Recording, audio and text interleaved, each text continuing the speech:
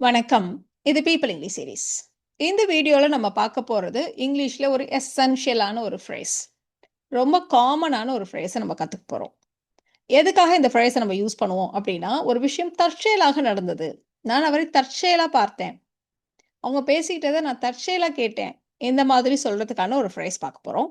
அதே மாதிரி சில விஷயங்கள் நமக்கு வந்து கோஇன்சிடென்டலா அப்படியே ஆச்சரியப்படத்தக்க விதத்துல ஏதாவது ஒண்ணு நடக்கும். அப்ப நம்ம அத அடுத்தவங்ககிட்ட ஷேர் பண்ணிக்கிறப்ப எப்படி ஷேர் பண்ணிக்குவோம் யோசிச்சு பாருங்க.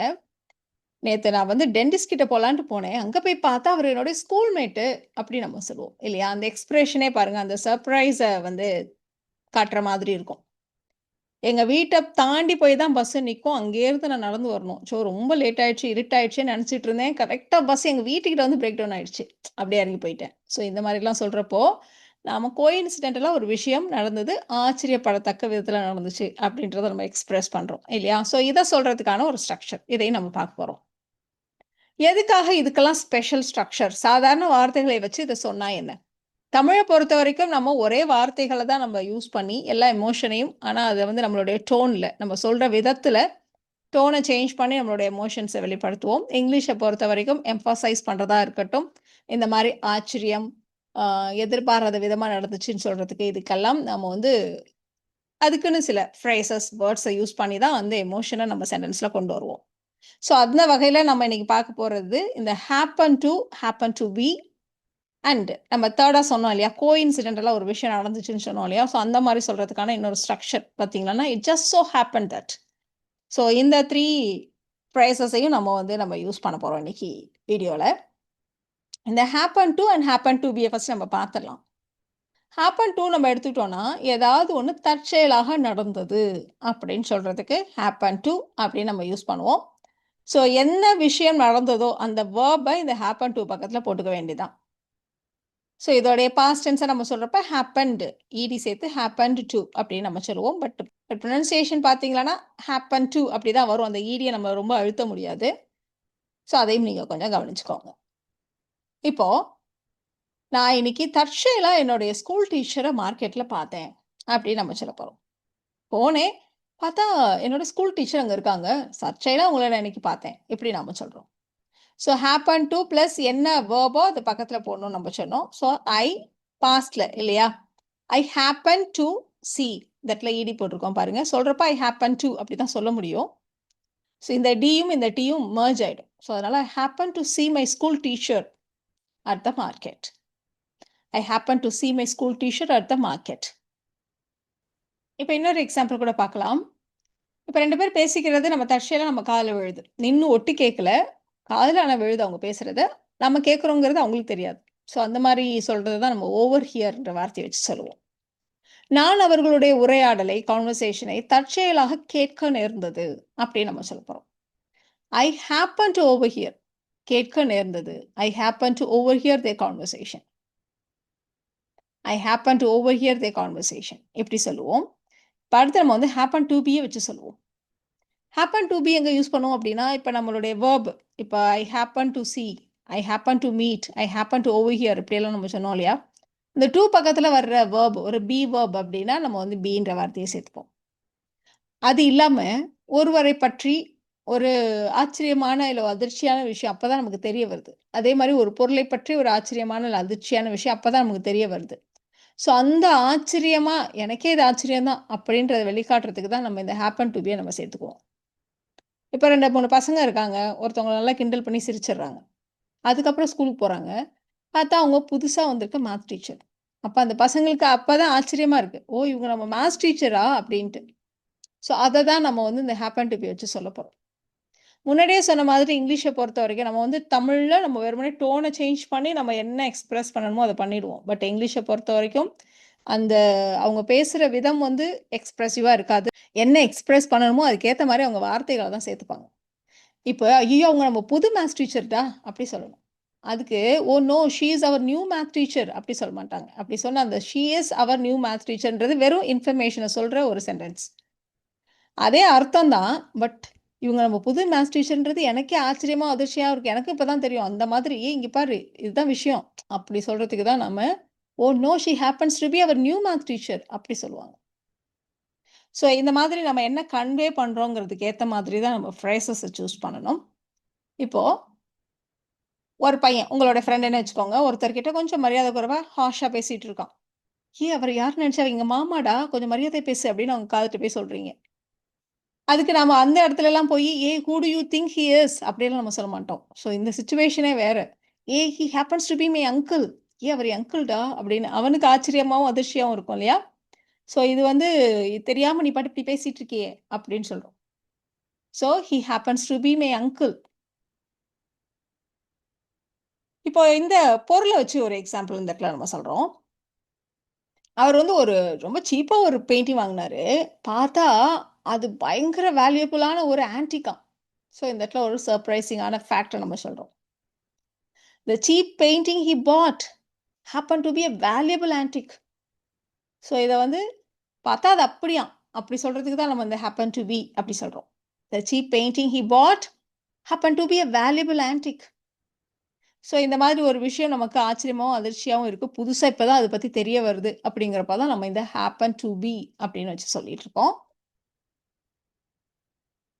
இப்போ அடுத்து நம்ம பார்க்க போறது இந்த it just so happened that. ஒரு விஷயம் கோஇன்சிடென்டலா அப்படி நடந்துச்சு. நானே எதிர்பார்க்கல இப்படி ஆனுச்சு. அப்படி சொல்றதுக்கு தான் it just so happened that plus class. இந்த ஸ்ட்ரக்சர் நம்ம யூஸ் பண்ண போறோம். இந்த ஸ்ட்ரக்சர் யூஸ் பண்ணி லாங் சென்டென்சஸ நீங்க ஈஸியா ஃப்ரேம் பண்ணலாம். ரொம்ப சிம்பிளா அதே சமயம் கான்வர்சேஷனல். நீங்க டே டு டே கான்வர்சேஷன் இந்த மாதிரி நிறைய சொல்லலாம். இப்போ இந்த எக்ஸாம்பிள் பாருங்களேன். நம்ம முன்னாடியே சொன்ன மாதிரி நல்ல மழை, இருட்டு. போய் பஸ் ஸ்டாப்ல இறங்கி அங்கேருந்து திரும்ப வீட்டுக்கு நடந்து வரணும்னு நினச்சிட்டு இருந்தேன். பார்த்தா கரெக்ட்டா என் வீட்டுக்கிட்ட போய் பஸ்ஸு பிரேக் டவுன் ஆயிடுச்சு. அப்படியே நான் வீட்டுக்கு போயிட்டேன். ஸோ கோஇன்சிடென்டலா எதேர்ச்சியா அப்படி நடந்துச்சு. ஆச்சரியப்படத்தக்க விதத்துல கோஇன்சிடென்டலா எதேர்ச்சியா அப்படி நடந்துச்சு. ஸோ இத எக்ஸ்பிரஸ் பண்றது தான் இந்த structure. It just so happen தட்ன்னு சொல்லலாம். இல்லைன்னா இட் சோ ஹேப்பன் தட்ன்னு மட்டும் சொல்லலாம். ஜஸ்ட் இல்லாமலும் சொல்லலாம். என்ன நடந்துச்சுன்றத சிம்பிளா சொல்லிட்டு நம்ம அப்படியே சேர்த்துக்க வேண்டியதுதான். என்ன நடந்தது? பஸ் பிரேக் டவுன் ஆயிடுச்சு. The bus broke down near my house. அவ்வளோதான் நீங்க செய்ய போறது. இந்த இந்த ஸ்மால் சென்டென்ஸை ஃப்ரேம் பண்ணிட்டு அப்படியே சேர்த்துக்கோங்க. It just so happened that the bus broke down near my house. பார்த்தீங்கன்னா ஆச்சரியப்படத்தக்க விதத்தில் என் பஸ் வீட்டுக்கிட்டே நின்றுச்சு. அப்படி சொல்றது தான் இந்த ஸ்ட்ரக்சர். இந்த சென்டென்சஸை பேஸ் பண்ணி நீங்கள் கான்வர்சேஷன் அப்படின்னு வர்றப்போ நீங்கள் எக்ஸ்ட்ரா இன்ஃபர்மேஷனோட அப்படியே சேர்த்து சொல்கிறப்ப இன்னுமே லென்த்தியாக இருக்கும். இப்போ பாருங்களேன்.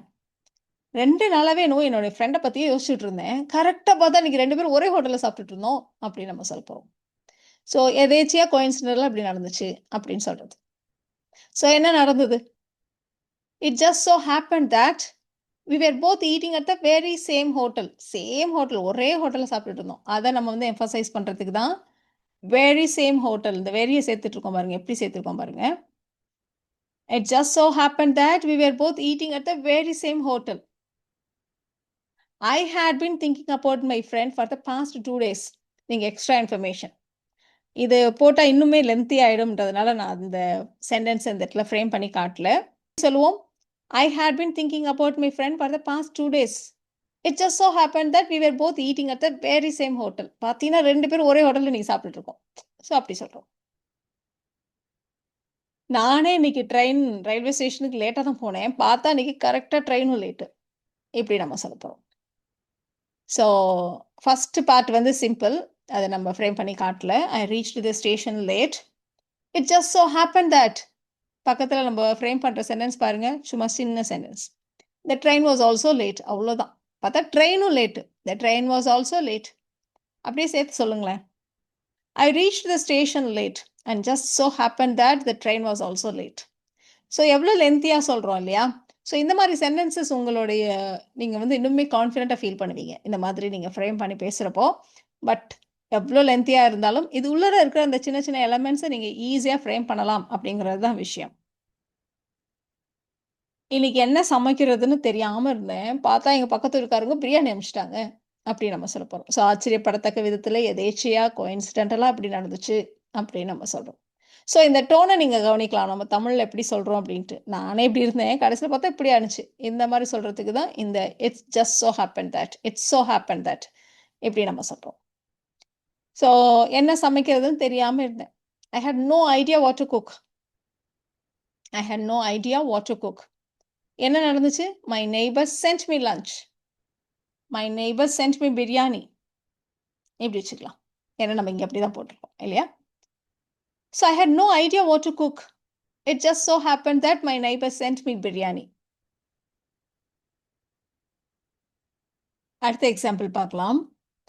நானே அந்த புக்க வாங்கலான்னு ரொம்ப நாளா யோசிச்சுட்டு இருந்தேன். கடைசில பார்த்தா என்னோட தம்பி அதையே எனக்கு கிஃப்ட்டா குடுத்துட்டான். அப்படின்னு நம்ம சொல்லப் போறோம். ஸோ நான் அந்த புத்தகத்தை வாங்கலான்னு யோசிச்சுட்டு இருந்தேன். இதுக்கு நம்ம ஒரு ஸ்ட்ரக்சர் சொன்னோம் இல்லையா? Think of doing something. இந்த இடத்துல திங்க் ஆஃப் வாட்? வாங்குறது. அதனால திங்க் ஆஃப் பையிங். யோசித்துக் கொண்டு இருந்தேன்னு இருக்கிறதுனால நம்ம வந்து பாஸ்ட் கன்டினியூஸ்ல I was thinking of buying that book. இந்த இடத்துல அபவுட் போடாதீங்க. I was thinking of buying that book. என்ன நடந்துச்சு? என்னோட பிரதர் அதை எனக்கு கிஃப்ட் பண்ணிட்டான். My brother gifted it to me. நம்ம வழக்கமா என்ன ஸ்ட்ரக்சர் சொல்லுவோம்னா, யாரு என்ன செஞ்சாங்க? யாருக்கு என்ன அப்படின்னு நம்ம சொல்லுவோம். அப்படி பார்த்தா நீங்க my brother gifted me it அப்படின்னு சொல்ற மாதிரி இருக்கும். 2 ப்ரொனவுன் பக்கத்துல வரக்கூடாது. நீங்க வந்து my brother gifted me the book அப்படி சொல்லலாம். பட் நீங்க இட்டுன்னு சொல்றீங்க அப்படின்னாக்க மை பிரதர் கிஃப்டட் மீ இட்டுன்னு சொல்லிடக்கூடாது. மீ, இட் 2 ப்ரொனவுன் பக்கத்துல வந்துரும். அந்த மாதிரி சமயத்துல தான் நாம இந்த மாதிரி இட் டு மீன்னு சேர்த்துக்கிறோம். இப்படி மாத்தி போடுறோம். My brother gifted it to me அப்படி போடுறோம். I was thinking of buying that book and it just so happened that my brother gifted it to me. I was thinking of buying that book and it just so happened that my brother gifted it to me. இன்னொரு example கூட பார்க்கலாமா?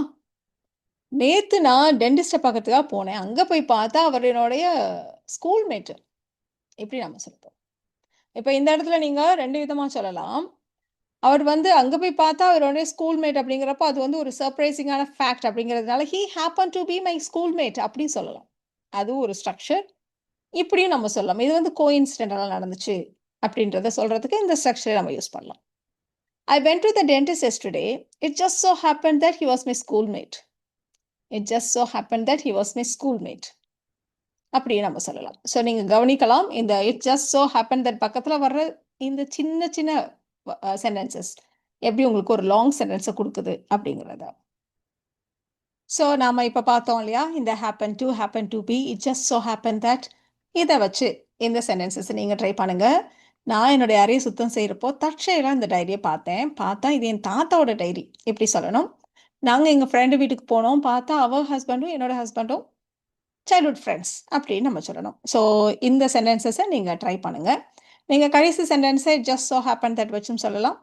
அந்த இன்னொரு பார்ட்டை வந்து நீங்கள் happen to B வச்சு கூட சொல்லலாம். Explore all the possibilities. So நேற்று பார்த்தோம் இல்லையா இந்த மெஸ் அப், அதுக்கான ஆன்சர்ஸ் நீங்கள் நோட் பண்ணிக்கலாம். ஸோ இந்த வீடியோவில் நாம பார்த்த இந்த happen to be, just so happen that இதெல்லாம் உங்களுக்கு ரொம்பவே யூஸ்ஃபுல்லாக இருக்கும்னு நினைக்கிறேன். Thank you so much.